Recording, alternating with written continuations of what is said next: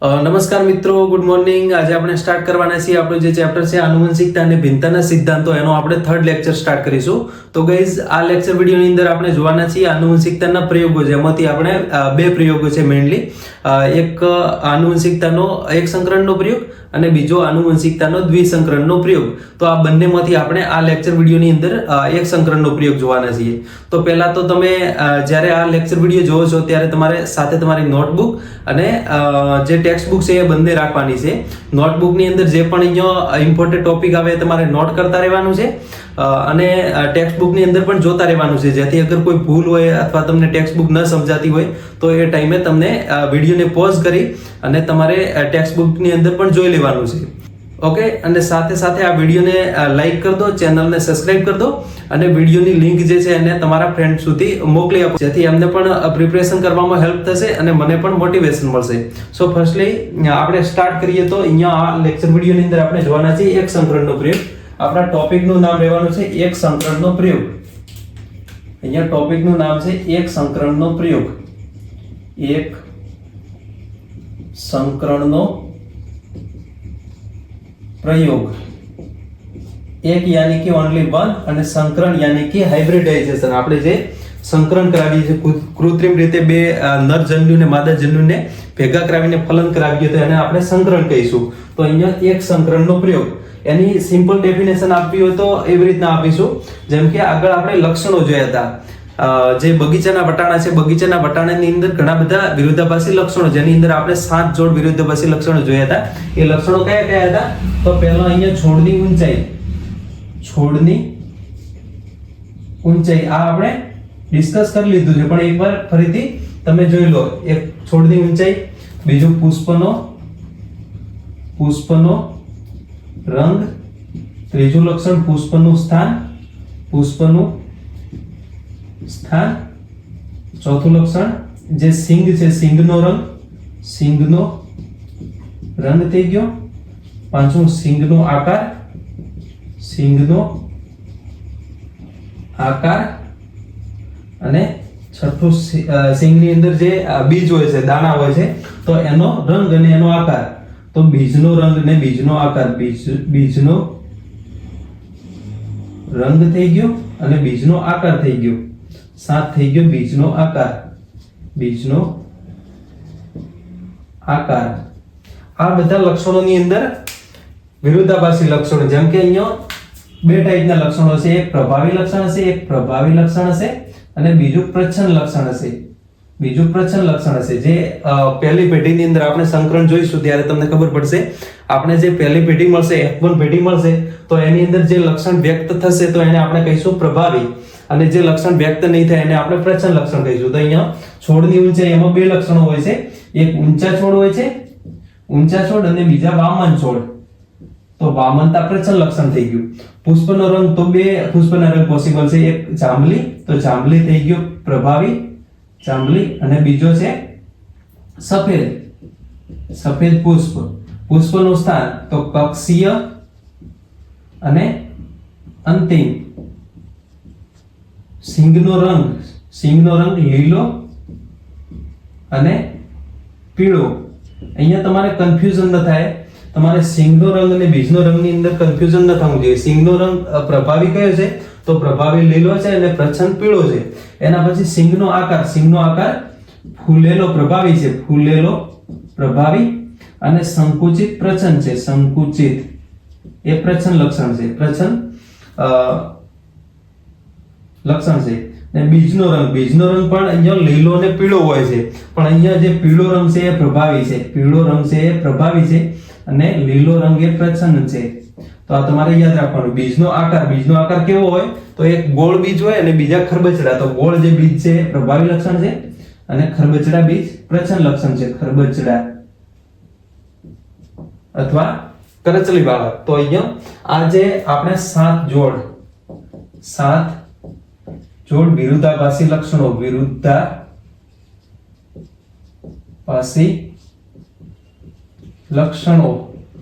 એ આપણે જોયા હતા.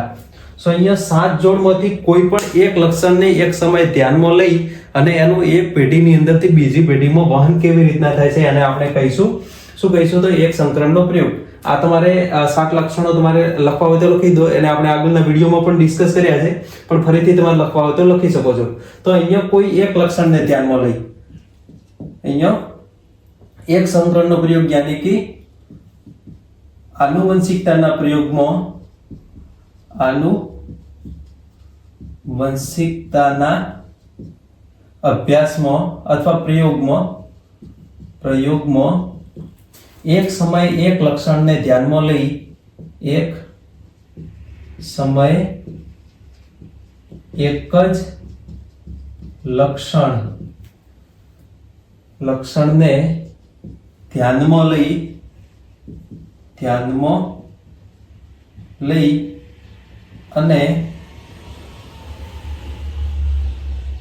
એનું વારસાગમન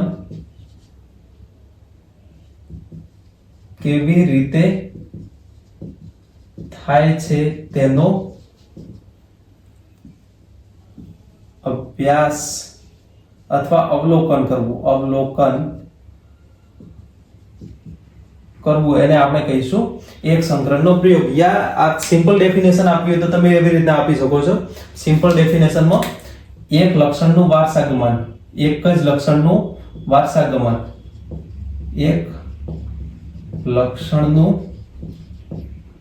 વારસાગમન, તો એને આપણે કહીશું એક સંકરણનો પ્રયોગ. અહીંયા તમને લક્ષણ જે 7 વિરોધાભાસી લક્ષણો છે અહીંયા મિટાવી દઈએ છીએ, તમારે નોટ કરી લેવાના છે. એટલે તમારી બુકમાં આપેલા છે તો પણ તમારે નોટ કરવા હોય તો તમે કરી શકો છો. હવે અહીંયા આ જે 7 લક્ષણો હતા એની અંદરથી આપણે કોઈ એક લક્ષણને ધ્યાનમાં લઈએ. જેમ કે છોડની ઊંચાઈ છે, તો છોડની ઊંચાઈને આપણે ધ્યાનમાં લઈને પ્રયોગો કરીએ. તો અહીંયા છોડની ઊંચાઈને ધ્યાનમાં લઈને પ્રયોગો કરીએ. જેમ કે અહીંયા છોડની ઊંચાઈને ધ્યાનમાં લઈને પ્રયોગ કરીએ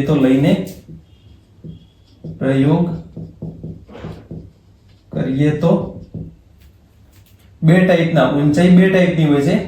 એક ઊંચા છોડ હોય છે, એક અહીંયા ઊંચા છોડ ને બીજા નીચા છોડ. એક ઊંચા છોડ હોય છે અને બીજા નીચા યાની કે વામન છોડ હોય છે. તો અહીંયા આ બંને ઊંચા અને વામન છોડ વચ્ચેનું સંકરણ કરાવવાનું છે. શું કરાવવાનું છે? હાઇબ્રિડાઇઝેશન કરાવવાનું છે. જેમ કે અહીંયા ઊંચા છોડ છે, એની સાથે આપણે નીચા છોડ અથવા વામન છોડ એનું સંકરણ કરાવવાનું છે. શું કરાવવાનું છે? એ બંને વચ્ચે સંકરણ કરાવવાનું છે. હવે આ સંકરણ કરાવીશું ત્યારે શું થશે? સંકરણ કરાવીશું ઊંચા છોડ ને નીચા છોડનું સંકરણ કરાવી અને આપણે F1 પેઢી મેળવવામાં આવે છે.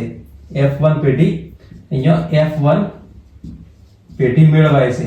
હવે F1 પેઢી જ્યારે મળે ત્યારે આ બંને F1 પેઢીની અંદર બંને છોડનું જ્યારે સંકરણ કરાયું છે ત્યારે F1 પેઢીની અંદર કયા છોડ હાજર હશે? તો અહીંયા ઓન્લી ઊંચા છોડ, માત્ર બધા જ ઊંચા છોડ જોવા મળે છે. બધા જ ઊંચા છોડ જોવા મળે છે. આપણે અહીંયા બંને છોડનું સંકરણ કરાયું.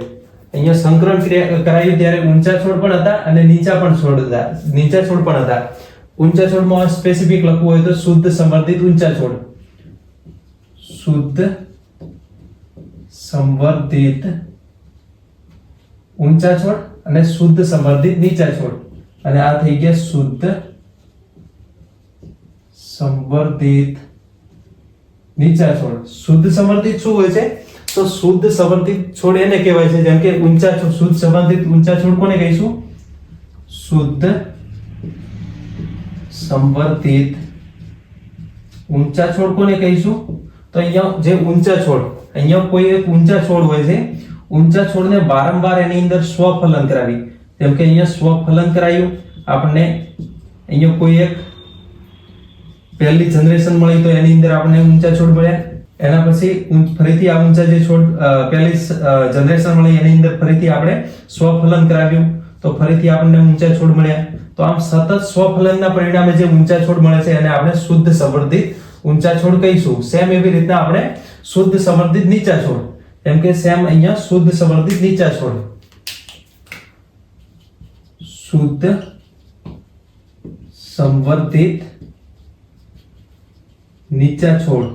તો જે નીચા છોડ છે એની અંદર વારંવાર સ્વફલન કરાવી, વારંવાર સ્વફલન કરાવી અને જે સંતતિ મળે છે એને આપણે શુદ્ધ સંવર્ધિત નીચા છોડ કહીશું. તો અહીંયા શુદ્ધ સંવર્ધિતનો મતલબ તમને ખબર પડી ગઈ છે. શુદ્ધ સંવર્ધિત યાની કે વારંવાર સ્વફલન કરાવી અને શુદ્ધ લક્ષણો વાળી, શુદ્ધ ઊંચા લક્ષણો વાળી જે સંતતિ છે એનું સંકરણ શુદ્ધ નીચા લક્ષણો વાળી પેઢી સાથે કરાવતો, શુદ્ધ નીચા લક્ષણો વાળા છોડ સાથે કરાવતો, શુદ્ધ નીચા લક્ષણો વાળા છોડ સાથે કરાવતો. અહીંયા ઊંચા છોડ ને નીચા છોડનું બંનેનું સંકરણ કરાવ્યું તો F1 પેઢી આપણને મળી. આ જે છે એને F1 પેઢી કહેશું. F1 નો F સ્ટેન્ડ્સ ફોર ફિલિયલ 1 યા F1 પ્રોજેની पे આપણે બોલીએ છીએ. તો અહીંયા F1 માં આપણને બધા જ ઊંચા છોડ મળ્યા. હવે ઊંચા છોડ જે મળ્યા છે એની અંદર આપણે શું કરવાનું છે? એની અંદર આપણે સ્વફલન કરવાનું છે. ઊંચા છોડની અંદર આપણે સ્વફલન કરીશું, અથવા સ્વપરાગનયન કરીશું. પરાગનયનના 3 પ્રકાર છે. આગળ તમે જોઈ ચૂક્યા છો. પરાગનયનના મેઇન 3 પ્રકાર છે. એક સ્વફલન, બીજો ગાયનેટોગેમી, ત્રીજો પરપરાગનયન. સ્વપરાગનયન અથવા પરપરાગનયન. તો અહીંયા જે ગાયનેટોગેમી અને સ્વફલન છે એ બંને સ્વપરાગનયનના પ્રકાર છે. મેઇનલી એમ તો 2 પ્રકાર થાય, એક પરપરાગનયન અને બીજું સ્વપરાગનયન. સ્વપરાગનયનના ફર્ધર એને ક્લાસિફાઈઝ કરીએ તો 2 એના ક્લાસ થાય, એક સ્વફલન થાય અને બીજું ગાયનેટોગેમી, અને ત્રીજો આપણો જે પરપરાગનયન એ તો તમને ખબર જ છે. હવે સ્વફલન કોને કહીશું? તો સ્વફલન એને કહીશું જેમાં એક જ ઉભયલિંગી પુષ્પ હોય. ઉભયલિંગી પુષ્પમાં એ જ પુષ્પના જે પુંકેસર છે એના ઉપરથી પરાગરજ એ જ પુષ્પના સ્ત્રીકેસર ઉપર જવું તો એને આપણે સ્વફલન કહીશું. અને ગાયનેટોગેમી કોને કહીશું? તો ગાયનેટોગેમીમાં છોડ એક જ હશે પણ બે એક જ છોડ પરના અલગ અલગ પુષ્પો વચ્ચે પરાગનયન થાય તો એને આપણે કહીશું ગાયનેટોગેમી. અને પરપરાગનયન 2 અલગ અલગ છોડના જે પુષ્પ છે એના વચ્ચે પરાગનયન થાય તો એને આપણે કહીશું પરપરાગનયન. તો અહીંયા આપણે શું કર્યું છે? પહેલા આપણે ઊંચા અને નીચા છોડ જ્યારે એમના વચ્ચે સંકરણ કરાય ત્યારે પરપરાગનયન કર્યું હતું, પરપરાગનયન કર્યું હતું. આ તમે ક્રિયાવિધિ આગળ સમજી ચૂક્યા છો. હવે અહીંયા બધા જ ઊંચા જે છોડ છે એનું આપણે સ્વફલન કરાયું તો સ્વફલનના પરિણામે અહીંયા આપણને બે પ્રકારના છોડ મળે છે. એક ઊંચા છોડ મળે છે, અને બીજા વામન છોડ મળે છે. તો અહીંયા આપણને તારણ શું મળ્યું? જેમ કે આ બંનેનું સંકરણ કરાવી અને આપણે F1 પેઢી મેળવી ત્યારે આપણને બધા જ ઊંચા છોડ મળ્યા. યાની કે આ બધા જ જે ઊંચા છોડ છે કોઈ એક પિતૃ કે જે ઊંચા છોડ છે એને સમાન હોય છે. અહીંયા જે બીજા નીચા છોડ છે એ લક્ષણ અહીંયા એક્સપ્રેસ થતું નથી, યાની કે અભિવ્યક્ત થતું નથી. હવે F1 પેઢીની આપણે સ્વફલન કરાવ્યું અને આપણને F2 પેઢી મળી. અહીંયા F2 પેઢી મળી. આ F2 પેઢીની અંદર 2 પ્રકારના છોડ આપણને મળે છે. એક ઊંચા છોડ મળે છે અને બીજા વામન છોડ મળે છે. હવે આ વામન જે છોડ વાળું લક્ષણ છે, વામન છોડ મળે છે, એ લક્ષણ F1 પેઢીની અંદર એક્સપ્રેસ નહોતું થયું. એક્સપ્રેસ થવું યાની કે અભિવ્યક્ત નહોતું થયું, પણ એ F2 પેઢીની અંદર અભિવ્યક્ત થાય છે. તો અહીંયા આ જે વામન છોડ છે એ કોઈ એક અહીંયા જે પિતૃ હતો એને સમાન છે. અને આપણે અહીંયા આ બંને જે છોડ ઊંચા છોડ ને નીચા છોડ છે એનો રેશિયો આપણે લખીએ તો અહીંયા આપણે આગળ વાત કરી હતી ફિનોટાઇપ ને જીનોટાઇપ. એક ફિનોટાઇપ અને બીજો જીનોટાઇપ. આ બંને તમારે ડેફિનેશન તમારે આગળના વિડિયોની અંદર આપણે કરાવી લીધી છે, પણ એકવાર ફરીથી આપણે જોઈ લઈએ. ફિનોટાઇપ કોને કહીશું? તો બાહ્ય દેખાવ માટેના ચોક્કસ લક્ષણને ફિનોટાઇપ્સ કહીશું. અને જીનોટાઇપ કોને કહીશું? તો જનીનિક મેકઅપ માટેના ચોક્કસ લક્ષણને જનીનીય રચના અથવા જનીનિક મેકઅપ માટેના ચોક્કસ લક્ષણને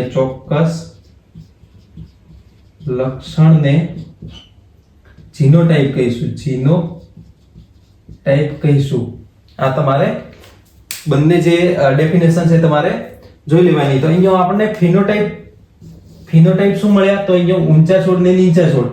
અહીંયા ફિનોટાઇપિક રેશિયો આપણે બોલીએ. ફિનોટાઇપિક રેશિયો જેમાં ઊંચા છોડ જેમ નીચા છોડ યા વામન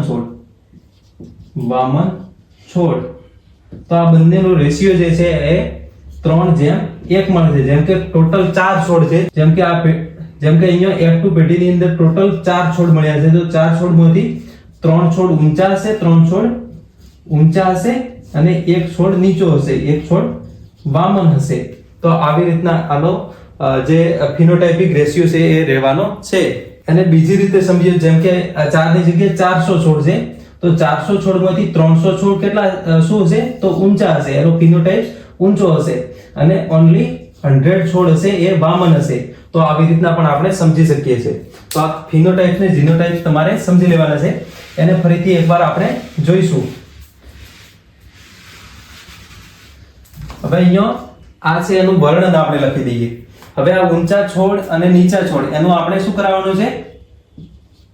ઊંચા છોડ અને વામન છોડ વચ્ચે સંકરણ કરાવવાનું. સંકરણ કરાવી અને F1 પેઢી મેળવાય છે. શું મેળવાય છે? અહીંયા બંને છોડ વચ્ચે સંકરણ કરાવીને આપણે F1 પેઢી મેળવી. તો F1 પેઢીની અંદર તો અહીં F1 પેઢીમાં બધા જ છોડ ઊંચા હોય છે. જે કોઈ એક પિતૃને સમાન ઊંચા છોડને સમાન, ઊંચા છોડવાળા જે પિતૃ છે એને સમાન હોય છે. અને બીજો પિતૃ કે જે વામન છોડ છે, કે અહીંયા કૌંસમાં કે જે વામન છોડ છે તેનું લક્ષણ F1 પેઢીમાં અભિવ્યક્ત નથી થતું.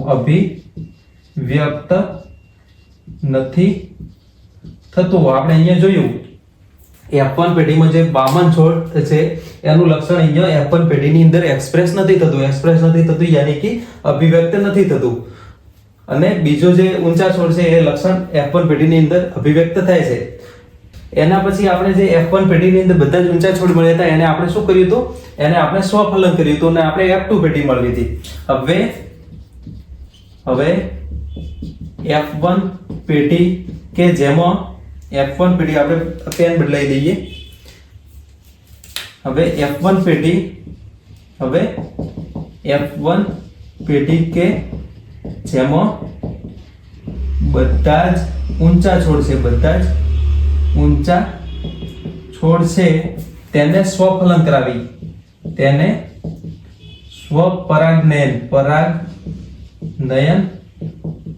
કરાવી, સેલ્ફ પોલિનેશન કરાવી અને F2 પેઢી કરાવી અને સંકરણથી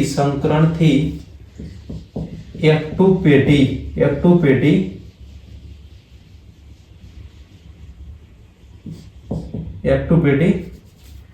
મેળવાય છે. F2 પેઢી મેળવાય છે. તો આ F2 પેઢીમાં બંને લક્ષણો, જેમાં એક ઊંચા છોડ અને બીજા વામન છોડ બંને લક્ષણો અભિવ્યક્ત થાય છે, અભિવ્યક્ત થાય છે. આપણે અહીંયા જોયું બધા જ ઊંચા છોડ હતા, એની અંદર આપણે શું કરાયું, એની અંદર આપણે સ્વફલન કરાયું અને આપણને ઊંચા છોડ ને વામન છોડ બંને મળ્યા, જેનો રેશિયો, જેનું પ્રમાણ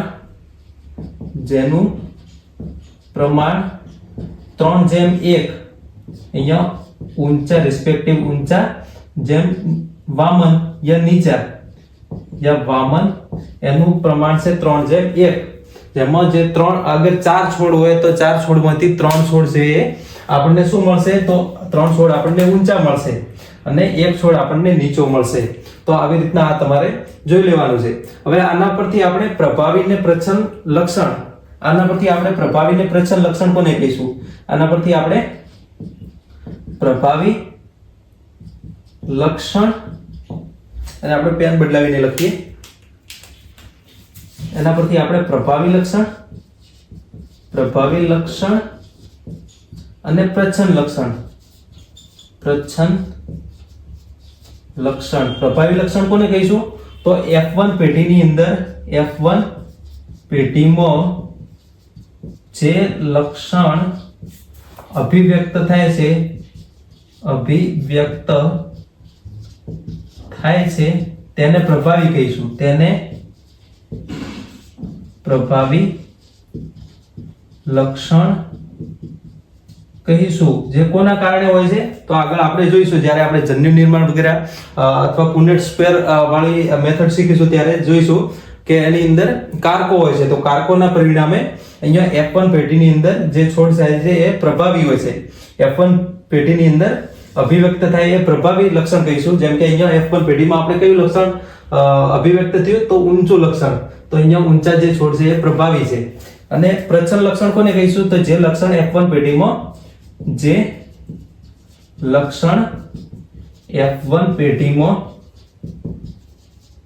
અભિવ્યક્ત નથી થતું, તો એને આપણે કહીશું પ્રચ્છન્ન લક્ષણ. તો આ બંને તમારે જે ડેફિનેશન છે એ પણ તમારે યાદ રાખવાની. જે પ્રભાવી લક્ષણ અને પ્રચ્છન્ન લક્ષણ એ આપણે આગળ પ્રભાવી કારકો અને પ્રચ્છન્ન કારકો પણ જોઈશું ત્યારે તમને સારી રીતે સમજમાં આવશે. હવે આ રીતે તમને સમજમાં આવી ગયું છે, એને આપણે હવે બીજી રીતે જોવાનો ટ્રાય કરીએ. જન્યુ નિર્માણ અને પુનેટ સ્ક્વેર થી જોવાનો ટ્રાય કરીએ.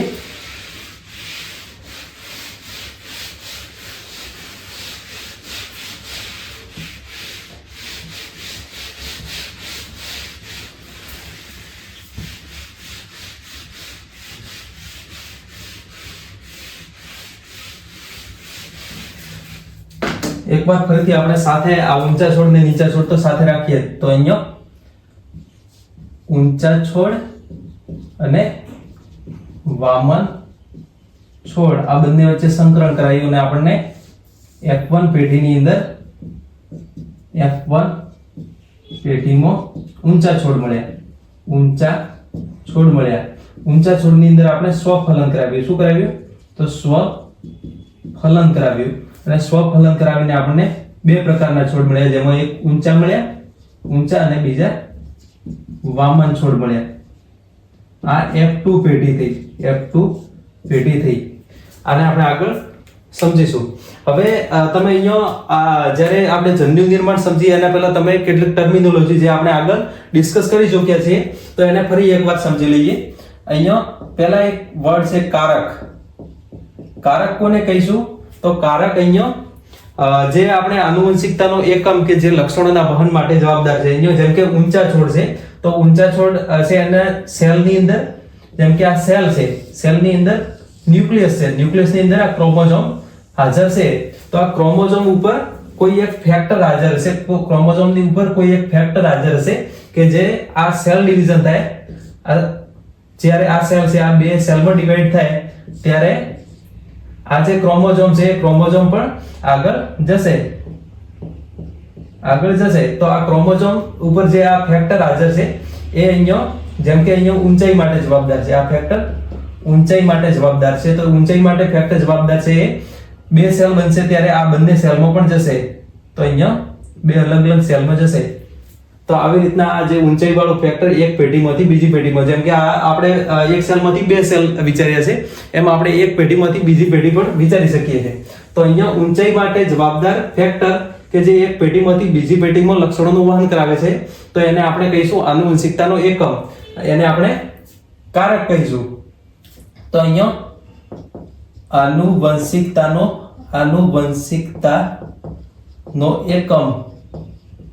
એકમ કે જે લક્ષણોના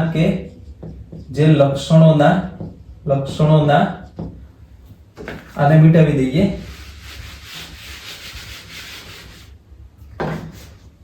લક્ષણોના વહન માટે જવાબદાર છે, તેને આપણે કહીશું કારક. જેને આજના સમયમાં આપણે શું કહીએ છીએ? આજના સમયમાં આપણે જનીન કહીએ છીએ, અને આપણે જનીન કહીએ છીએ. જેમ કે આ ક્રોમોઝોમ છે, જનીન કોને કહીશું? તો ક્રોમોઝોમ છે. ક્રોમોઝોમ શાનો બનેલો હોય છે? તો ક્રોમોઝોમ ક્રોમેટિન નો બનેલો હોય છે. હવે ક્રોમેટિન શાનું બનેલું હોય છે? તો ક્રોમેટિન ની અંદર ડીએનએ અને હિસ્ટોન પ્રોટીન હોય છે, જે આગળ આપણે જોવાના છીએ. તો આ ક્રોમોઝોમ છે. ક્રોમોઝોમ, પહેલા ક્રોમોઝોમ હોય, ક્રોમોઝોમ ને આપણે ગુજરાતીમાં રંગસૂત્ર કહીશું. રંગસૂત્ર જનીન દ્રવ્યનું બનેલું હોય છે. જનીન દ્રવ્ય.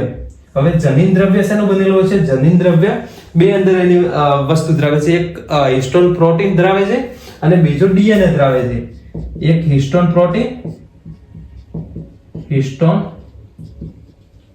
પ્રોટીન અને બીજો ડીએનએ ધરાવે છે. હવે આ જે ડીએનએ નો કોઈ એક ટુકડો, હવે અહીંયા ડીએનએ હાજર છે, તો ડીએનએ નો કોઈ એક ટુકડો છે, તો એને આપણે કહીશું જનીન. આ ડીએનએ ના ટુકડાને જનીન કહીશું, કે જે કોઈ એક લક્ષણના જવાબદાર છે. જેમ કે અહીંયા છોડની ઊંચાઈ માટે જવાબદાર જે કારણ છે આના ડીએનએ ના ટુકડાની અંદર છુપાયેલું છે, અને ડીએનએ ટુકડો જ્યારે રેપ્લિકેશન વગેરે કરશે ત્યારે એને એક પેઢીમાંથી બીજી પેઢીમાં જવાનું છે. હવે પહેલાના સમયમાં શું હતું? તો પહેલાના સમયમાં એકચ્યુઅલમાં જે મેન્ડલે જ્યારે પ્રયોગ કર્યા, તે મેન્ડલ જાણતો નતો એ ટાઈમમાં કે જે ડીએનએ છે એ જે લક્ષણો છે એનું વહન કરવા માટે જવાબદાર છે. તો એણે શું કર્યું? એણે કોઈ એક ફેક્ટર છે એવું નામ આપ્યું, અને એ ફેક્ટરને ડબલ્યુ બેટસન દ્વારા કારક શબ્દ આપવામાં આવ્યો હતો. ડબલ્યુ બેટસન દ્વારા એને કારક શબ્દ આપવામાં આવ્યો હતો. તો અહીંયા કારક કે જે આનુવંશિકતાનો એકમ કે જે લક્ષણોના વહન માટે જવાબદાર છે. એના સિવાય વૈકલ્પિક કારક એક બીજો વર્ડ છે. વૈકલ્પિક કારક એક બીજો વર્ડ છે. એની ડેફિનેશન આપવી તો એવી રીતે આપીશું: જનીન તત્વનું વૈકલ્પિક સ્વરૂપ. જનીન તત્વનું વૈકલ્પિક સ્વરૂપ કે જે સમજાત રંગસૂત્ર પર સરખા સ્થાને આવેલું હોય છે. હવે આને આપણે સમજીએ. જેમ કે બે રંગસૂત્રો છે. આપણે કોષ વિભાજન વખતે જોયું તો અર્ધસૂત્રી વિભાજનમાં અર્ધીકરણ દરમિયાન સાયનેપ્સિસ થાય છે. અર્ધીકરણ દરમિયાન પૂર્વાવસ્થા 1 એની અંદર સાયનેપ્સિસ થાય છે. સાયનેપ્સિસ કોને કહીશું? તો રંગસૂત્રોની જોડ, સમજાત રંગસૂત્રો જે હોય એની જોડ બનવી. તો આ જે સમજાત રંગસૂત્રો, એક જેવા રંગસૂત્રોની સમજાત રંગસૂત્રની જોડ છે. આ શું છે? સમજાત રંગસૂત્રની જોડ.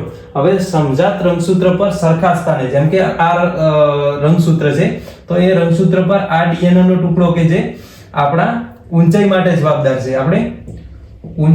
જવાબદાર છે, તો એના સાથે બીજું જે સમયુગ્મી રંગસૂત્ર છે, એના સાથે બીજું આ સમયુગ્મી રંગસૂત્ર છે, ત્યાં સરખા સ્થાને, તેના પર સરખા સ્થાને બીજો ડીએનએ નો ટુકડો જે છે એ પણ ઊંચાઈ માટે જવાબદાર છે. તો આ બંનેને એકબીજાના વૈકલ્પિક કારક. જેમ કે અહીંયા આ રંગસૂત્ર પર આપણે આઈઝના કલરથી વિચારીએ. આઈઝના કલર જેમ કે એક બ્લુ છે અને બીજો બ્લેક છે. તો અહીંયા આ જે પાર્ટ છે બ્લુ માટે જવાબદાર છે, અને આ જે પાર્ટ છે બ્લેક આઈઝ માટે જવાબદાર છે. તો આ બંને એકચ્યુઅલમાં આંખોના કલર માટે જવાબદાર છે. એકચ્યુઅલમાં આ બંને જે ટુકડા છે આ કોના કલર માટે જવાબદાર છે, પણ એક બીજાના વિરુદ્ધાભાસી કલર છે. અહીંયા સરખા પણ હોઈ શકે, જેમ કે અહીંયા બ્લુ પણ હોઈ શકે અને બ્લેક બ્લુ પણ હોઈ શકે. અહીંયા બ્લુ પણ હોઈ શકે અથવા બ્લુ અને બ્લેક પણ હોઈ શકે છે. તો આમાંથી આપણે આને કારક કહીશું, આને અહીંયા કારક કીધું. કારક કે જે આનુવંશિકતાનો એકમ કે જે લક્ષણોના વહન માટે જવાબદાર છે, તો આને આપણે કારક કહીશું. તો આના સાથે અહીંયા એના સમયુગ્મી રંગસૂત્ર પર આ જે ડીએનએ નો ટુકડો છે એને આપણે કહીશું વૈકલ્પિક કારક. વૈકલ્પિક કારક આ તમને સમજમાં આપવું જોઈએ. આ બંનેને સાથે એકબીજાના આપણે એલએલ કહીશું. એકબીજાના અંગ્રેજી શબ્દ છે એલએલ. તો આ તમારે અંગ્રેજી શબ્દ પણ યાદ રાખવાનો છે, કેમ કે અંગ્રેજી શબ્દ ઘણી વખત એઝ ઇટ ઇઝ તમારી પરીક્ષાની અંદર મૂકી દેતા હોય છે, એનું ભાષાંતર નથી કરતા હોતા. તો તમારે અંગ્રેજી શબ્દ કેટલા યાદ રાખવાની જરૂર છે. તો એના પછી આપણે ત્રીજી ટર્મિનોલોજી જોઈ હતી, જેની અંદર આપણે જોઈએ તો સમયુગ્મી. સમયુગ્મી અને વિષમયુગ્મી અને વિષમયુગ્મી. સમયુગ્મી કોને કહીશું? તો બંને એક જ પ્રકારના કારક હાજર હોય. કારકોની જોડમાં બંને એક જ પ્રકારના કારક હોય તો તેને સમયુગ્મી હોય, તો તેને સમયુગ્મી કહીશું. અને અલગ અલગ હોય અને અલગ કારક હોય તો તેને વિષમયુગ્મી કહીશું. શું કહીશું? વિષમયુગ્મી કહીશું. કેવી રીતના? તો જેમ કે આપણે આઈઝ ના કલર માટે જોયું, આ બે ક્રોમોઝોમ છે. આ ક્રોમોઝોમ ઉપર જે આ ડીએનએ નો ટુકડો કે જે બ્લુ આઈઝ માટે જવાબદાર છે, આ ક્રોમોઝોમ ઉપર ડીએનએ નો ટુકડો કે જે બ્લેક આઈઝ માટે જવાબદાર છે, તો અહીંયા બંને વિષમયુગ્મી થઈ ગયા. એક બ્લુ માટે જવાબદાર છે, એક બ્લેક માટે જવાબદાર છે. તો અહીંયા આપણે વિષમયુગ્મીમાં એવી રીતના બ્લુ માટે કેપિટલ બી અને બ્લેક માટે સ્મોલ બી, તો એવી રીતના બી લખીશું. અહીંયા સમયુગ્મી, જેમ કે અહીંયા બ્લુ છે તો અહીંયા પણ બ્લુ અગર હોય. સમયુગ્મી જેમ કે અહીંયા પણ બ્લુ હાજર હોય, તો એને આપણે સમયુગ્મી કહીશું. બંને કેપિટલ બી છે, તો અહીંયા બંને કેપિટલ બી છે. એવી જ રીતે આપણે વટાણામાં જોઈએ તો વટાણામાં આગળ તમે જોયું છે કેપિટલ ટી, સ્મોલ ટી. એના સિવાય આ ઊંચાઈ માટે જવાબદાર છે. એના સિવાય જેમ કે ખરબચડા બીજ ને ગોળ બીજ છે, તો અહીંયા ગોળ બીજ માટે આર કેપિટલ આર હોય, ખરબચડા બીજ માટે સ્મોલ આર હોય. તો આ બધા સમયુગ્મી થઈ ગયા. વિષમયુગ્મી કોને કહીશું? તો જેમ કે ટી અને ટી બંને અલગ અલગ કારકો, એના સિવાય કેપિટલ આર ને સ્મોલ આર, તો આ બંને થઈ ગયા વિષમયુગ્મી. તો આવી રીતના અહીંયા વિષમયુગ્મી અને સમયુગ્મી તમારે સમજવાનું છે. સો આવી રીતના આ જે ટર્મિનોલોજી છે તમારે યાદ રાખવાની છે. એના પછી આપણે સમજીશું, આ તમારે નોટ કરવું હોય તો તમે કરી શકો છો. આપણે એકવાર એને આગળ ડિસ્કસ કરી લીધું છે, પણ ફરીથી તમારે નોટ કરવું હોય તો કરી શકો છો. એના પછી આપણે જન્યુ નિર્માણ કેવી રીતના થાય છે. એક સંકરણના પ્રયોગમાં જન્યુ નિર્માણ. હવે અહીંયા આપણે બે ટાઈપના, એક ઊંચા છોડ લીધા જે શુદ્ધ સંવર્ધિત છે, એનો મતલબ સમયુગ્મી છે. એનો મતલબ એની અંદર જે કારકો હાજર છે, એનો મતલબ એની અંદર એનામાં સમયુગ્મી ઊંચાઈ માટે જવાબદાર કારક હાજર છે. બીજો અહીંયા આપણે નીચા છોડ લીધા હતા, વામન છોડ લીધા હતા, તો આ પણ શુદ્ધ સંવર્ધિત. તો એની અંદર પણ સમયુગ્મી વામનતા માટે જવાબદાર કારક છે. આ તમારી બોર્ડની અંદર આ રીતે તમે લખો તો પણ તમારે લખી શકાશે. તો અહીંયા ઊંચા છોડ કે જેનો જે જનીન પ્રકાર છે એ ટીટી થશે, કેપિટલ ટી અને કેપિટલ ટી. અને વામન છોડ માટે સ્મોલ ટી અને સ્મોલ ટી. આ બંને સમયુગ્મી થઈ ગયા, બંને સમયુગ્મી. તો અહીંયા આપણે ઊંચા છોડ માટે શું વાપરીએ? ઊંચા છોડ માટે કેપિટલ ટી વાપરીએ, બંને કેપિટલ ટી. તો આ થઈ ગયા આપણા ઊંચા છોડ. આ થઈ ગયા આપણા ઊંચા છોડ. વામન છોડ માટે આપણે શું વાપરીએ? તો સ્મોલ ટી. વામન છોડ માટે આપણે સ્મોલ ટી વાપરીએ. તો આ પણ સમયુગ્મી નીચા છોડ થઈ ગયા. હવે આ બંને છોડ જ્યારે જન્યુ નિર્માણ કરશે, આ બંને છોડ જ્યારે જન્યુ નિર્માણ કરશે તો બે રીતના જન્યુ નિર્માણ કરશે. આને એકવાર આપણે મિટાવી દઈએ તો તમને સારી રીતના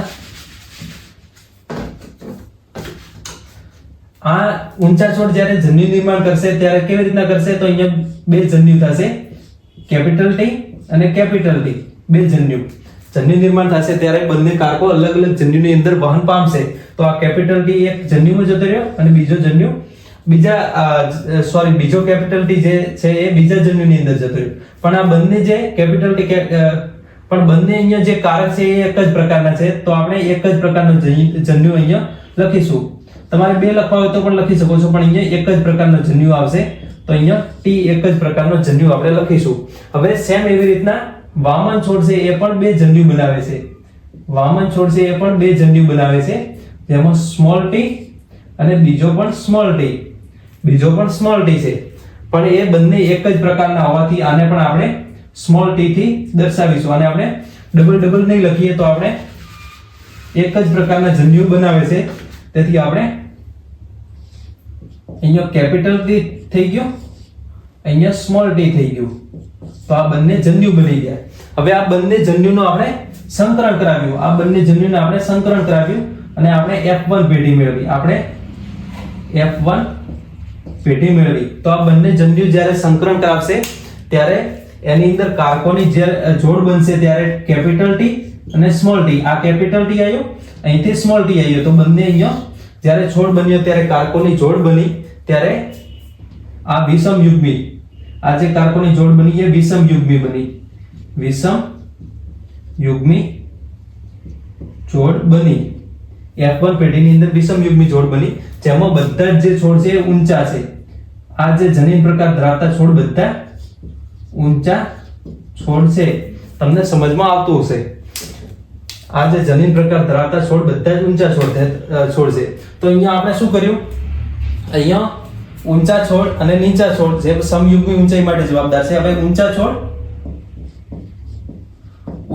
છોડ કે જે એક પ્રકારનો જન્યુ બનાવે છે જે કેપિટલ ટી છે. અને નીચા છોડ અથવા વામન છોડ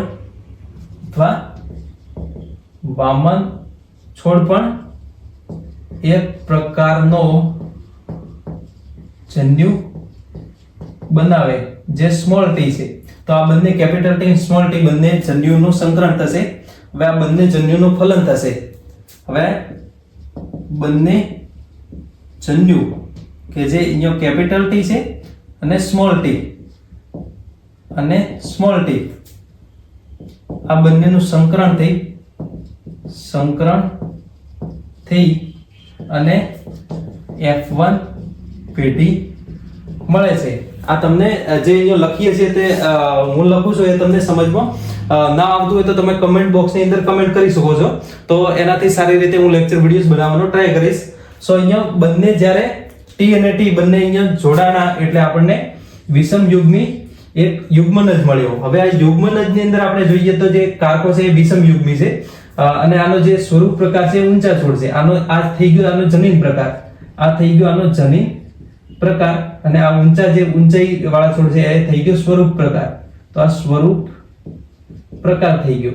હવે આ બંને જે છોડ છે એને ફરીથી આ જે ઊંચા છોડ છે એને ફરીથી આપણે સ્વફલન કરાવી છે. આ આપણી F1 પેઢી થઈ.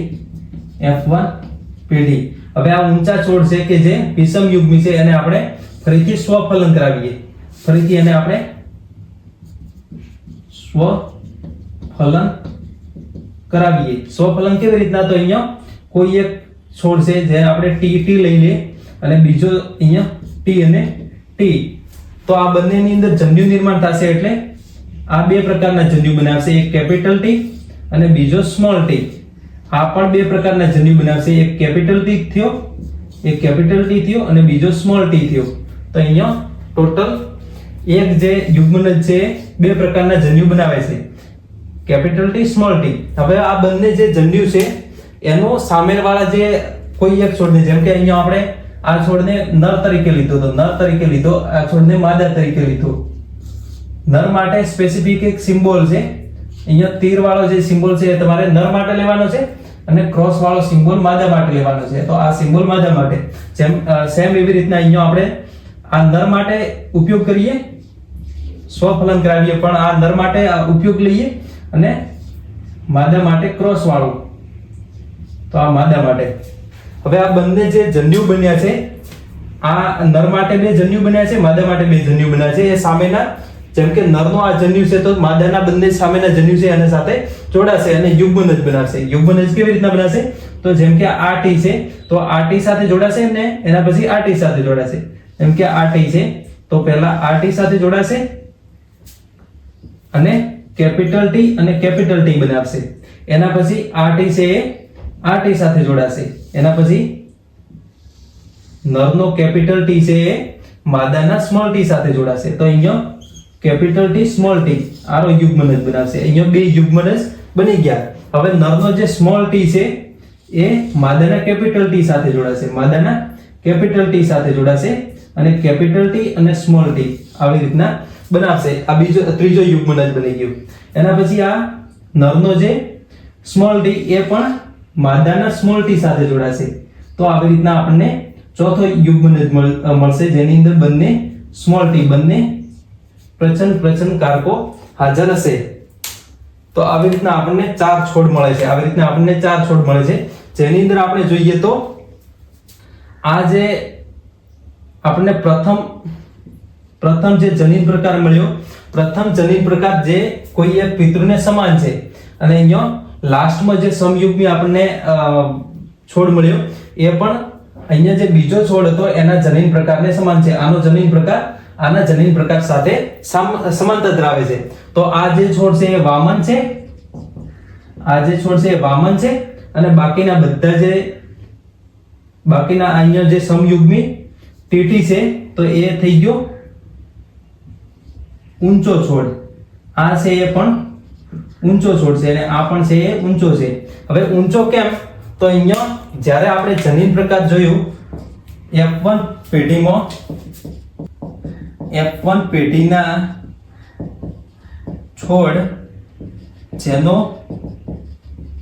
જનીન પ્રકાર કેપિટલ ટી અને સ્મોલ ટી છે કે જે વિષમયુગ્મી છે, કે જે વિષમયુગ્મી છે.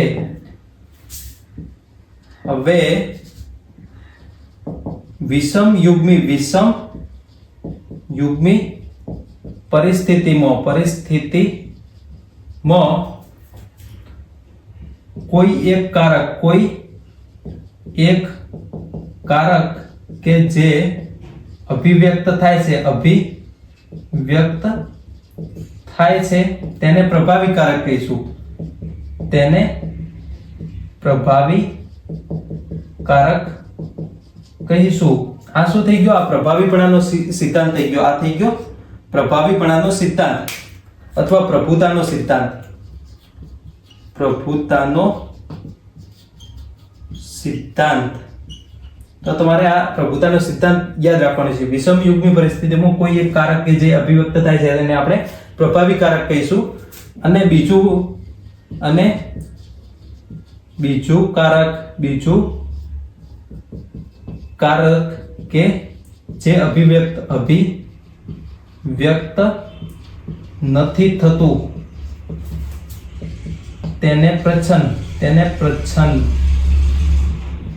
કારક કહીશું. તો આ બંને તમારે પ્રભાવી ને પ્રચનકારકની વ્યાખ્યા પણ તમારે યાદ રાખવાની. આ થઈ ગયો પ્રભુતાનો સિદ્ધાંત. હવે આ તો થઈ ગયું F1 પેઢી. હવે આપણે F2 પેઢીનું લખી દઈએ. આ જે મળી આપણને F2 પેઢી મળી છે. આ જે મળી આપણને F2 પેઢી મળી છે. આપણે F2 પેઢીનું વર્ણન લખી દઈએ. તો F2 પેઢીનું વર્ણન F1 પેઢીના વિષમ યુગ્મી જીનોટાઇપ જેનો કેપિટલ T સ્મોલ t છે એનું સ્વફલન કરાવી અને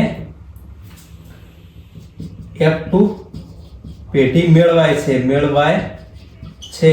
અહીંયા આપણે એનું સ્વફલન કરાવ્યું. આ છોડ અને બંનેનું સ્વફલન કરાવ્યું. તો સ્વફલન કરાવી અને આપણે F2 પેઢી મેળવી. તો F2 પેઢીની અંદર F2 પેઢી મેળવાય છે.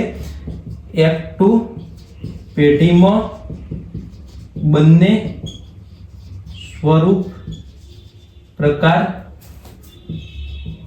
જોવા મળે છે. જેમાં એક ઊંચા છોડ અને બીજા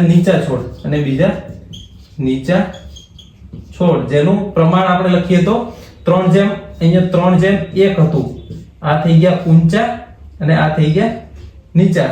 તો અહીંયા ટકાવારીમાં લખવું હોય તો અહીંયા ઊંચા છોડ 75% મળશે અને નીચા છોડ 25% મળશે. તો આવી રીતના આપણને પરિણામ મળવાનું છે. અને એનો જે આ થઈ ગયો ફિનોટાઇપ. આ શું થઈ ગયો? આ થઈ ગયો ફિનોટાઇપ થઈ ગયો. જીનોટાઇપ લખવો હોય તો જીનોટાઇપ કેવી રીતે લખાય?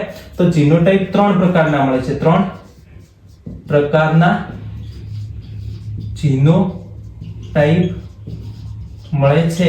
જે અહીંયા આપણે જોયું. એક તો બંને સમયુગ્મી પ્રભાવી કારક. એના પછી વિષમ યુગ્મી કન્ડિશનમાં એક પ્રભાવી કારક ને બીજું પ્રચનકારક. તો એવા આપણને 2 છોડ મળે છે. તો અહીંયા એક આપણને જીનોટાઇપ મળ્યો એ કેપિટલ T મળ્યો. એના પછી એના જેમમાં કેપિટલ T સ્મોલ t, એના જેમમાં બંને સ્મોલ t. અહીંયા પછી આપણને સ્મોલ t, બંને સ્મોલ t. તો એનું પ્રમાણ કેટલું છે? તો અહીંયા એક ઊંચો છોડ છે. અગર 4 છોડ હોય તો એની અંદર એક ઊંચો છોડ છે, 2 વિષમયુગ્મી પરિસ્થિતિવાળા ઊંચા છોડ છે, 2 વિષમયુગ્મી પરિસ્થિતિવાળા ઊંચા છોડ છે અને એક વામન છોડ છે. એક અહીંયા વામન છોડ કે જે સમયુગ્મી પ્રચ્છન્નકારક ધરાવે છે. તો આ તમને સારી રીતે સમજાયું છે. આપણે એને થોડું આવી રીતના જોવાનો ટ્રાય કરીએ. પુનેટ સ્ક્વેરની મદદથી જોવાનો ટ્રાય કરીએ.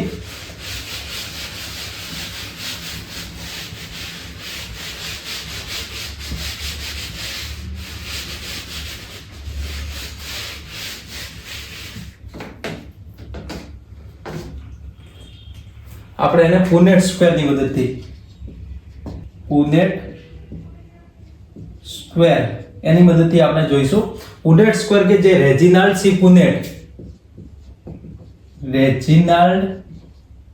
સી પુનેટ દ્વારા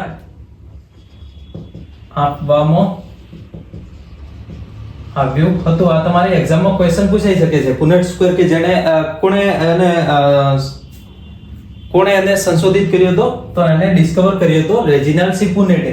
રેજિનાલ્ડ સી પુનેટ નામનો એક સાયન્ટિસ્ટ હતો જે જનીન વિદ્યા ઉપર પ્રયોગો કરતો હતો અને એને પુનેટ સ્ક્વેર પદ્ધતિ આપી. પુનેટ સ્ક્વેરની અંદર શું થાય છે? તો પુનેટ સ્ક્વેરની અંદર જન્યુ નિર્માણ પહેલા સમજાવવાનું હોય છે. જન્યુ નિર્માણ થયા પછી જેમ કે અહીંયા ઊંચા છોડ અને વામન છોડ આ બંનેને પહેલા કેપિટલ T બંને ની અંદર જીનોટાઇપ હાજર હોય છે. અહીંયા સ્મોલ t હોય છે. હવે આની અંદર જન્યુ બને છે. ત્યારે જન્યુ 2 બને છે. બંને એક જ પ્રકારના જન્યુ કેપિટલ T અને બીજો પણ કેપિટલ T.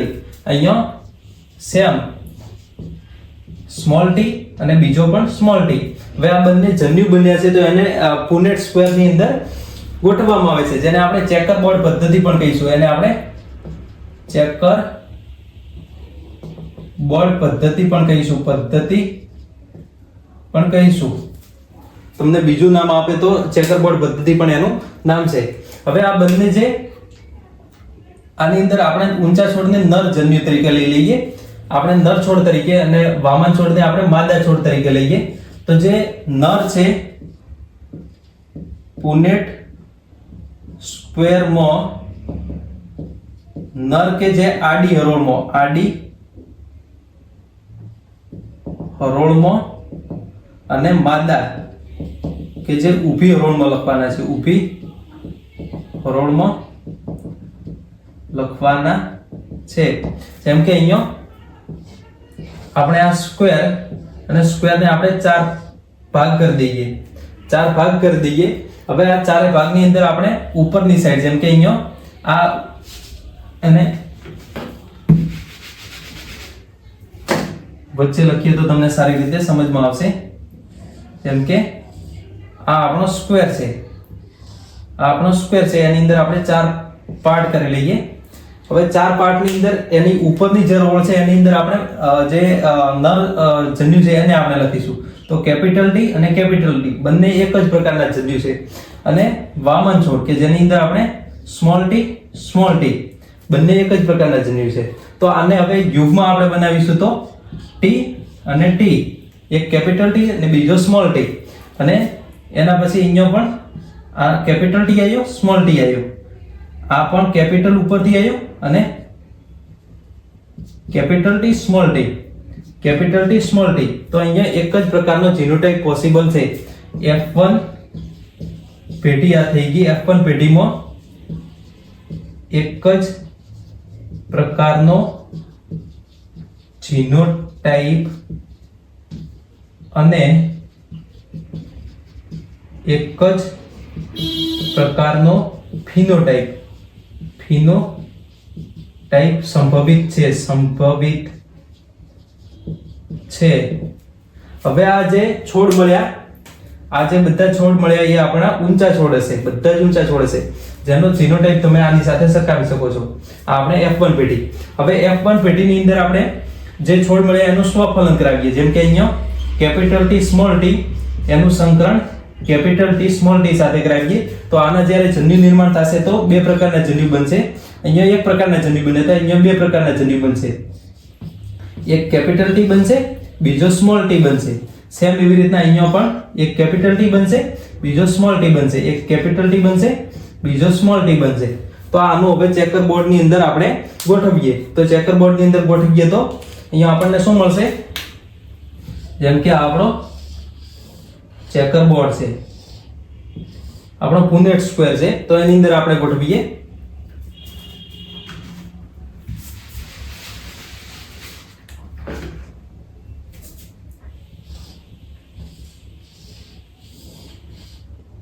આની અંદર આપણે ગોઠવીએ તો અહીંયા ઉપરની હરોળમાં આપણે નર, જેમ કે આ છોડને આપણે નર લઈ લઈએ અને આપણે માદા લઈ લઈએ. બંનેના જે સિમ્બોલ છે તમને યાદ હોવા જોઈએ.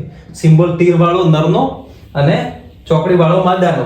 તો આ બંને સિમ્બોલ તમને એક્ઝામમાં પૂછાઈ શકે છે, યા એને રિલેટેડ કોઈ બી ક્વેશ્ચન હશે તો એની અંદર સિમ્બોલ આપેલા હશે, કોઈ નર અને માદાને દર્શાવવા માટે સિમ્બોલ આપેલા હશે, પછી તમને ક્વેશ્ચન પૂછેલો હશે. તો એ પણ રીતના ક્વેશ્ચન હોઈ શકે છે. તો તમારે બંનેને યાદ રાખવાના છે. તો અહીંયા નરને કેપિટલ ટી સ્મોલ ટી, માદાને ઊભી હરોળમાં જેમાં કેપિટલ ટી અને સ્મોલ ટી. હવે આનો આપણે જોડ બનાવીએ ત્યારે શું બને છે? તો અહીંયા કેપિટલ ટી બને છે, એના પછી કેપિટલ ટી સ્મોલ ટી બને, અહીંયા કેપિટલ ટી સ્મોલ ટી, અહીંયા સ્મોલ ટી. તો આવી રીતના અહીંયા પણ 3 પ્રકારના જીનોટાઇપ બને છે. હવે આ થઈ ગઈ આપણી F2 પેઢી. F2 પેઢીમાં 2 પ્રકારના ફિનોટાઇપ અથવા સ્વરૂપ પ્રકાર અને 3 પ્રકારના જીનોટાઇપ જે જનીન પ્રકાર છે. 3 પ્રકારના કયા? તો 3 પ્રકારના પહેલા તો કેપિટલ ટી જેમ કેપિટલ ટી સ્મોલ ટી જેમ સ્મોલ ટી. આવી રીતના 3 જીનોટાઇપ અને સ્વરૂપ પ્રકાર જેમાં ઊંચા અને નીચા. આ તમને સમજમાં આવી ગયું છે. હવે આની અંદર કેટલા હોય? તો 1 કેપિટલ ટી માં 1 1 આવી રીતના હોઈ શકે. આ જે છોડ હોય છે ઊંચા 1 હોય છે, સમયુગ્મી ઊંચો 1, એના પછી વિષમયુગ્મી ઊંચા 2, વિષમયુગ્મી ઊંચા આ બંને થઈ ગયા, અને સમયુગ્મી નીચો છોડ એ 1 જ હોય છે. તો આ જે ફિનોટાઇપ ને જો આ ચેકરબોર્ડ તમને સમજમાં આવી ગયું છે, પુનેટ સ્ક્વેર, આને આપણે પુનેટ સ્ક્વેર પદ્ધતિ કહીશું, એ તમને સમજમાં આવી ગયું છે. એના પછી આપણે જીનોટાઇપ ને ફિનોટાઇપ સમજી લઈએ, ને તમારા પ્રશ્નો કેવી રીતના આની અંદરથી બને છે એ પણ આપણે થોડું ડિસ્કસ કરી લઈશું. સંભાવના કેવી રીતે, સંભાવનાના ક્વેશ્ચન કેવી રીતના બને એ પણ આપણે સમજી લઈશું, અને છેલ્લે આપણે તારણથી આ લેક્ચરને પૂરું કરીશું. સો અહીંયા સ્વરૂપ પ્રકાર, આ પ્રયોગના અંતે આપણને સ્વરૂપ પ્રકાર 2 જોવા મળ્યા, જેમાં ઊંચા છોડ અને નીચા છોડ. જેનું આપણે પ્રમાણ લખીએ તો 3:1, અને આપણે ટકાવારીમાં લખીએ તો 75% ઊંચા અને 25% નીચા. આ કોના અંતે? તો F2 પેઢીના અંતે. F2 પેઢીમાં F1 માં આપણને પૂછ્યું હોય તો સ્વરૂપ પ્રકાર અને જનીન પ્રકાર બંને 1 થશે. એના પછી જનીન પ્રકાર. જનીન પ્રકાર કેટલો? તો અહીંયા જનીન પ્રકાર 3 ટાઈપના, એક કેપિટલ T, સમયુગ્મી કેપિટલ T, એના પછી વિષમયુગ્મી કેપિટલ T અને સ્મોલ t, એના પછી બંને સ્મોલ t. જેમાં આનો સ્વરૂપ પ્રકાર શું રહેશે? તો આ સમયુગ્મી ઊંચા છે, સમયુગ્મી ઊંચા. આનો જનીન પ્રકાર સમયુગ્મી ઊંચા, આનો આ વિષમયુગ્મી ઊંચા થઈ જશે, વિષમયુગ્મી ઊંચા, અને આ સમયુગ્મી વામન. તો આનો જે રેશિયો થશે એ થશે 1:2:1. અહીંયા તમે જોયું છે 1:2:1. આ તમને પૂરો જે સંકલનનો પ્રયોગ છે સમજમાં આવી ગયો છે. હવે એના પછી આપણે જોઈશું કેટલાક જે પ્રયોગો છે, કેટલાક ક્વેશ્ચન તમને કેવી રીતના પૂછાય, સંભાવનાના ક્વેશ્ચન કેવી રીતના પૂછાઈ શકે છે એ આપણે જોઈશું. સંભાવનાના ક્વેશ્ચન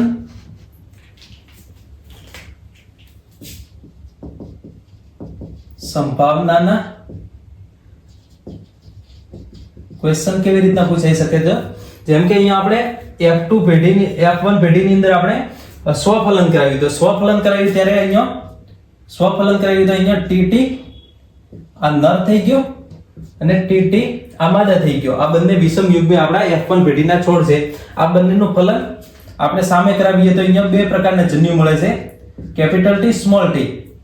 અહીંયા પણ કેપિટલ T, સ્મોલ t. હવે તમને એક્ઝામ્પલ છે કે આ નરનો જે પ્રભાવી કારક છે એની પોસિબિલિટી કેટલી, સામે જે યુગ્મન છે, સામે જે આ માદા છોડ છે એના અલગ અલગ જે જન્યુ છે એની સાથે જોડાવાની પોસિબિલિટી શું છે? તો અહીંયા જેમ કે આ નર જન્યુ છે, આ કેપિટલ T છે, એ આના સાથે પણ જોડાઈ શકે છે, તો અહીંયા આના સાથે પણ જોડાઈ શકે છે અને આના સાથે પણ જોડાઈ શકે છે. તો આ કેપિટલ T બંનેમાંથી ગમે તે એકમાં જોડાઈ શકે છે, તો આ બંનેની પોસિબિલિટી 50% થઈ. સેમ એવી રીતના આ T ની પણ કેપિટલ T સાથે જોડાવાની અને આના સાથે જોડાવાની, બંનેની પોસિબિલિટી 50% થઈ. તો આ તમને બંને જે વસ્તુ છે તમને યાદ રહેવી જોઈએ, આ પોસિબિલિટી તમને યાદ રહેવી જોઈએ. એના પછી જેમ કે અહીંયા આપણે F2 પેઢીની અંદર તમને સંભાવના પૂછે કે F2 પેઢીની અંદર ઊંચા છોડ મળવાની સંભાવના કેટલી? તો 25%. કેમ કે અહીંયા 1/4 હશે એટલે 25%. અહીંયા 2 છોડ છે એટલે 50%. ટોટલ 4 છોડમાંથી 2 છોડ એટલે અડધા છોડ, એ તો 50% મળવાની સંભાવના. એના પછી વામન છોડ મળવાની સંભાવના 25%. F2 પેઢીના અંદર વામન છોડ મળવાની સંભાવના 25%. સો આ તમને થઈ ગયું છે. એના પછી તમને એવી રીતના પૂછે કે એક સંકરણના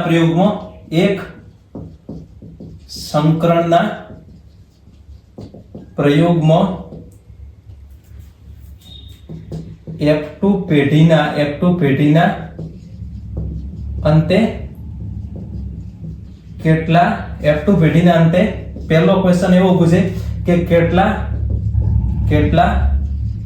સ્વરૂપ પ્રકાર સંભવિત છે. કેટલા સ્વરૂપ પ્રકાર આની અંદર થાય છે? તો સ્વરૂપ પ્રકાર માટે એક સ્પેશિયલ સૂત્ર છે, 2 ની n ઘાત સૂત્ર છે, એના માટે સૂત્ર છે એના માટે સૂત્ર છે 2 ની n ઘાત, જ્યાં n ઇક્વલ ટુ લક્ષણો, ધ્યાનમાં લીધેલ લક્ષણ, ધ્યાનમાં લીધેલ લક્ષણ. જેમ કે એક સંકળના પ્રયોગની અંદર આપણે એક લક્ષણને ધ્યાનમાં લીધું હતું, તો આની અંદર સ્વરૂપ પ્રકાર f2 પેઢીના અંતર કેટલા થશે? તો 2 ની 1 ઘાત. તો અહીંયા જવાબ આવે 2. બે સ્વરૂપ પ્રકાર પોસિબલ છે, જે આપણે અહીંયા જોયું, ઊંચા છોડ ને નીચા છોડ.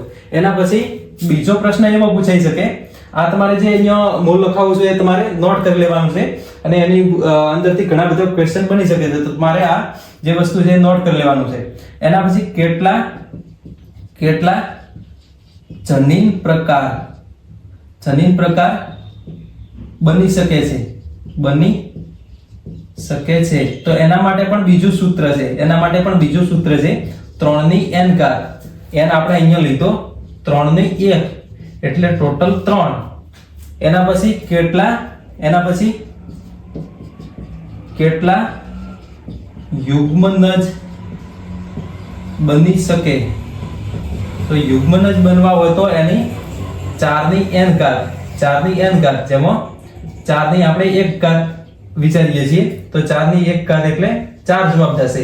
જેમાં આપણે જનીન પ્રકાર કેટલા બની શકે છે? તો 3. અહીંયા આપણે જનીન પ્રકાર 1, આ 2 અને 3, ટોટલ 3 જનીન પ્રકાર. કેટલા યુગ્મનજ બની શકે છે? તો યુગ્મનજ 1 બન્યો, બીજો બન્યો, ત્રીજો બન્યો, ચોથો બન્યો, એવી રીતના 4 યુગ્મનજ બની શકે છે. એક સંકળના પ્રયોગની અંદર આ રિઝલ્ટ હશે. એના પછી 4 કેટલા જન્યુ બની શકે છે? તો 2 ની n ઘાત, જેનો જવાબ હશે 2 ની અગર 1 ઘાત કરીએ તો આપણને જવાબ મળશે 2. તો 2 પ્રકારના જન્યુ અહીંયા બનશે. 2 પ્રકારના જન્યુ આપણને મળ્યા. જેમ કે આ તો એક સંકરણ માટે થઈ ગયું, જેમ કે અહીંયા 2 સંકરણ, જેમ કે આ એક સંકરણ માટે, તો અહીંયા આપણે દ્વિસંકરણને, જેમ કે આપણે દ્વિસંકરણને ધ્યાનમાં લીધી, તો દ્વિસંકરણનો 2 ની વર્ગ એટલે આપણને 4 કેટલા મળશે? 4 સ્વરૂપ પ્રકાર મળશે. એના પછી જનીન પ્રકાર કેટલા મળશે? તો 3 ની n, 3 ની વર્ગ. બે લક્ષણને ધ્યાનમાં લઈશું તો 3 નો વર્ગ 9 થશે, તો આપણને 9 જનીન પ્રકાર મળશે. સેમ એવી રીતના કેટલા યુગ્મનજ બની શકે? તો યુગ્મનજમાં 4 ની n, 4 નો વર્ગ એટલે ટોટલ 16 બનશે. એવી રીતના જન્યુ બનશે એ 2 ની n એટલે 2 નો વર્ગ 4 જન્યુ બનશે. 4 પ્રકારના જન્યુ બની શકે છે. આ દ્વિસંકરણ માટે થયું. એવી રીતના ત્રિસંકરણ માટે પણ લઈ શકીએ છીએ. 3 માં અહીંયા 3 ઘાત આવશે, તો 2 નો ઘન કેટલો થશે? તો 8 આપણા સ્વરૂપ પ્રકાર થશે. 3 નો ઘન કેટલો થશે? તો 27 થશે. તો 27 આપણા જનીન પ્રકાર બનશે. એના પછી 4 નો ઘન, તો 4 નો ઘન 64 થશે. તો 64 આપણા શું બનશે? તો યુગ્મનજની સંખ્યા. અને કેટલા જન્યુ બની શકે છે? તો જન્યુમાં આપણે 2 ની 3 ઘાત યાની કે 8 પ્રકારના જન્યુ બની શકે છે. તો તમારે આ જે ક્વેશ્ચન પૂછાય એ તમારે આવી રીતના ક્વેશ્ચન આની અંદરથી પૂછાઈ શકે છે, તો તમારે આને નોટ કરી લેવાના છે. એના પછી તમારે તમારી બુકમાં એક સૂત્ર આપેલું છે. સૂત્ર કેવી રીતના આપેલું છે? જે જન્યુ નિર્માણને જે સંકરણ થાય છે એને આવી રીતના સરખાવેલું છે. ax + by એનો હોલ સ્ક્વેર, એનું જે વિસ્તરણ થશે એ શું થશે? એનું વિસ્તરણ ax no square + 2ax + by b into by + by એનો હોલ સ્ક્વેર. તો આવી રીતના સૂત્ર તમારે તમારી બુકની અંદર આપેલું છે. તો એને આપણે કેવી રીતના જન્યુ નિર્માણની અંદર સમજાવી શકાય છે? જેમ કે અહીંયા નર છોડ છે, નર છોડની અંદર આપણે t અને સ્મોલ t. અહીંયા માદા છોડ છે, તો માદા છોડની અંદર આપણે કેપિટલ T સ્મોલ t. હવે આ બંનેનું જ્યારે જન્યુ નિર્માણ થશે તો જન્યુ નિર્માણ કેવી રીતના થશે? તો જન્યુ નિર્માણમાં આ બંને જે કારકો છે એમાંથી એક કારક કોઈ એક જન્યુમાં જશે, બીજા કારકમાં બીજા જન્યુમાં બીજું કારક જશે. તો આવી રીતના એનું અર્ધીકરણ થવાનું છે. તો આને આપણે 2 વડે ભાગી દઈએ, તો 2 વડે ભાગીએ તો આપણે જે જન્યુ મળે છે એવી રીતના મળશે. આ બંને જન્યુને અલગ કરી દઈએ તો આપણને એવી રીતના મળશે t/2 અને સ્મોલ t/2. એને આપણે એવી રીતના પણ લખી શકીએ 1/2 કેપિટલ T 1/2 સ્મોલ t. અહીંયા પણ સેમ એવી રીતના લખી શકીશું. આને આપણે 2 વડે ભાગીશું તો capital T 1/2 capital T 1/2 small t. આ તમને સમજમાં આવતું છે. જેમ કે અહીંયા t અને t છે તો એને આપણે 2 વડે ભાગીએ તો આપણે શું કરવું પડે? આ બંનેને જુદા પાડીને લખવા હોય તો એવી રીતના t/2 અને બીજું સ્મોલ t/2 આવી રીતના આપણે લખીએ છીએ. આ તમને ખબર હશે. હવે જ્યારે સંકરણ થાય છે ત્યારે શું થાય છે? સંકરણ થાય છે ત્યારે અહીંયા 1/2t પ્લસ 1/2 સ્મોલ t આનું સંકરણ આના જોડે થાય છે, આ બે જન્યુ જોડે. એટલે 1/2 capital T plus 1/2 small t. આ બંને વચ્ચે અહીંયા બે રીતના આ બે જન્યુ પોસિબલ છે. તો અહીંયા આ થઈ ગયા નર જન્યુ, આ થઈ ગયા માદા જન્યુ. બંને વચ્ચે અહીંયા સંકરણ કરાવ્યું.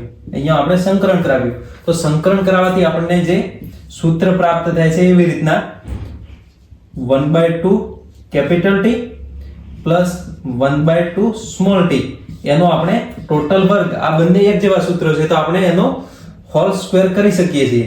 કેવી રીતના? તો સમજો.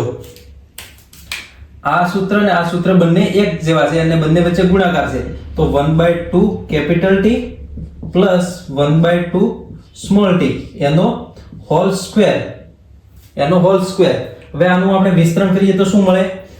આ જે આ સૂત્ર છે આની સાથે સરખાવી શકો છો.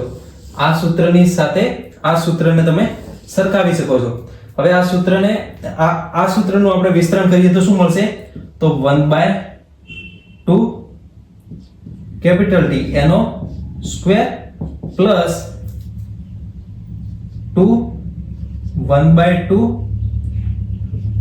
Capital T 1/2 small t plus 1/2 small t એનો સ્ક્વેર. આવી રીતના એનું વિસ્તરણ થશે. હવે અહીંયા એને આપણે એવી રીતના લખીશું, જે આ કેપિટલ T છે, સોરી આ જે છે એને આપણે 1/4 t નો સ્ક્વેર પ્લસ અહીંયા 2 ઉડી જશે. આ 2 ઉડી ગયા તો આપણને મળ્યું કેપિટલ T સ્મોલ t એના ભાગ્યા 2. એના પછી પ્લસ 1/4 સ્મોલ t નો સ્ક્વેર. એને આપણે એવી રીતના પણ લખી શકશું 1/4 t into t plus 1/2 t into t plus 1/4 t into t small t. આ તમને સૂત્ર સમજાતું હશે. સૂત્રમાં શું છે? તો 1/4 આ 1/4 ના 1/4 આપણે ઉતારી દીધા. હવે t નો સ્ક્વેર હતો તો આપણે t ગુણ્યા t લખીએ તો આ t થઈ ગયા પ્લસ 1/2 અહીંયા આપણે 2 ને ઉડાડી દીધા તો અહીંયા એક જ 2 વધ્યા. તો 1/2 એક કેપિટલ T છે અને બીજો સ્મોલ t. તો અહીંયા કેપિટલ T સ્મોલ t. એના પછી અહીંયા પ્લસ આવી ગયું તો પ્લસ આ 1/4 ને ઉતારી દીધા અને t નો સ્ક્વેર સ્મોલ t નો સ્ક્વેર એટલે આપણે સ્મોલ t મૂકી દીધા. તો આ સૂત્રને આ જે સૂત્ર છે એને તમે આ સૂત્રની સાથે સરખાવો તો અહીંયા a ઇક્વલ ટુ શું મળે? a ઇક્વલ ટુ 1/2 મળે. અહીંયા a equal to 1/2, a equal to 1/2, b equal to 1/2, એના પછી x equal to capital T અને y equal to small t. તો આ બંને સૂત્ર એકબીજાના ગણિતીય સૂત્ર જેવા છે. આવી રીતના આપણે જે મેન્ડલે સમજૂતી આપી છે, આપણે આગળ વાત કરી હતી કે એ સમયના જે વૈજ્ઞાનિકો હતા એને જીવવિજ્ઞાનની અંદર જીવવિજ્ઞાનની વૈવિધ્યતા સમજાવવા માટે જે ગણિતનો ઉપયોગ થયો કેમ માન્ય ન હતું? તો એ ગણિતનો ઉપયોગ આવી રીતના થયો હતો.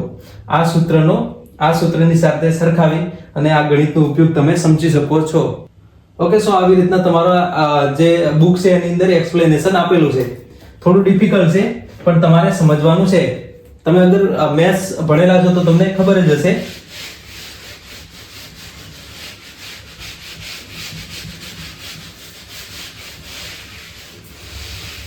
હવે એના પછી આપણે કેટલાક નિયમો, આ જે વસ્તુ છે આપણે શીખી લીધું. એના પછી આપણે શું પરિણામ મળે તો 1/4tt 1/4tt 1/2 t into t, આ બંને t ને ભેગા કરી દો. એના પછી 1/4 t into t, જેને આપણે 4 વડે ગુણીશું તો 4 વડે ગુણીશું 4 4 ઉડી જશે, અહીંયા 2 આવી જશે એટલે 2 આપણા આ બંને થઈ ગયા, અને અહીંયા આવશે 4 4 ઉડી જશે એટલો 1 થઈ ગયો. તો અહીંયા 1 આપણો વામન છોડ મળશે, 1 સમયુગ્મી ઊંચો, 2 આપણા વિષમયુગ્મી ઊંચા છોડ. તો આવી રીતના આપણને પરિણામ મળવાનું છે. હવે આના ઉપરથી આપણે તારણ કાઢીશું. તારણમાં શું છે તો અહીંયા પહેલો આપણે પ્રભુતાનો નિયમ જેની અંદર આપણે જોઈ લીધું છે. પ્રભુતાનો નિયમ જેની અંદર આપણે જોઈ લીધું છે પ્રભાવી કારક અને બીજો પ્રચ્છન્ન કારક. એના પછી પ્રભાવી કારક કોને કહીશું? જે કારક F1 પેઢીમાં વ્યક્ત થાય, F1 પેઢીમાં અથવા વિષમયુગ્મી પરિસ્થિતિમાં વિષમયુગ્મી પરિસ્થિતિમાં અભિવ્યક્ત થાય તેને પ્રભાવી કારક કહીશું. પ્રચ્છન્ન કારક કોને કહીશું? જે અભિવ્યક્ત ન થાય તેને આપણે પ્રચ્છન્ન કારક કહીશું. એના સિવાય વિશ્લેષણનો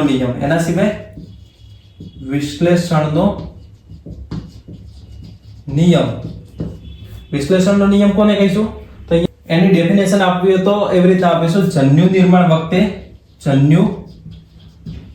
નિર્માણ વખતે એકમ કારકોની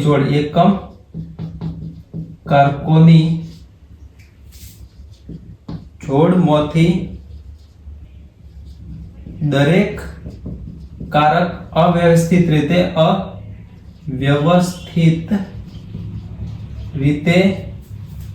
વિશ્લેષણ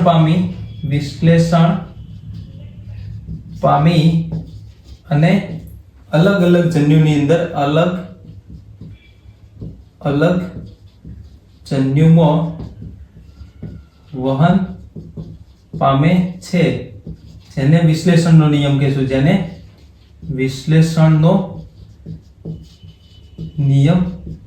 કહીશું. કેવી રીતના? તો જન્યુ નિર્માણ વખતે, જેમ કે આપણે ટી અને ટી જોયું હતું, તો આ કોઈ એક છોડ છે એની અંદર જન્યુ નિર્માણ થાય તો આ બંને જે કારકો છે એ અલગ અલગ આની અંદરથી 2 જન્યુ બનવાના છે.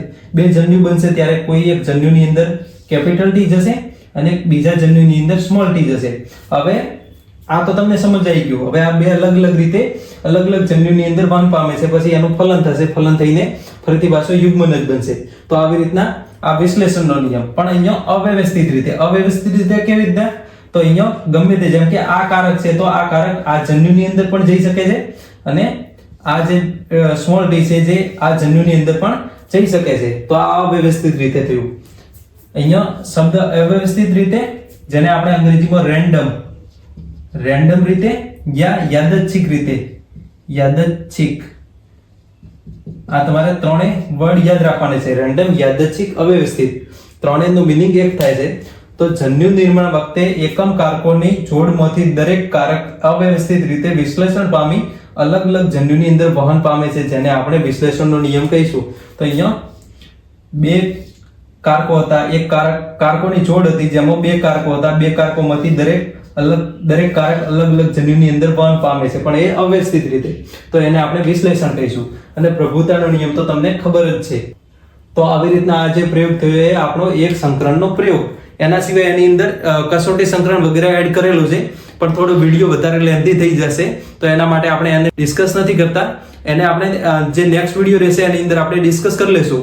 સો ત્યાં સુધી અગર આ વિડીયોમાં કોઈ તમને તકલીફ હોય તો તમે કમેન્ટ બોક્સની અંદર કમેન્ટ કરી શકો છો, અને આ વિડીયોને લાઈક કરી દો, ચેનલને સબસ્ક્રાઇબ કરી દો, અને વિડીયોની લિંકને તમારા ફ્રેન્ડની સુધી શેર કરો, જેથી એમને પણ પ્રિપરેશન થશે અને મને પણ મોટિવેશન મળશે.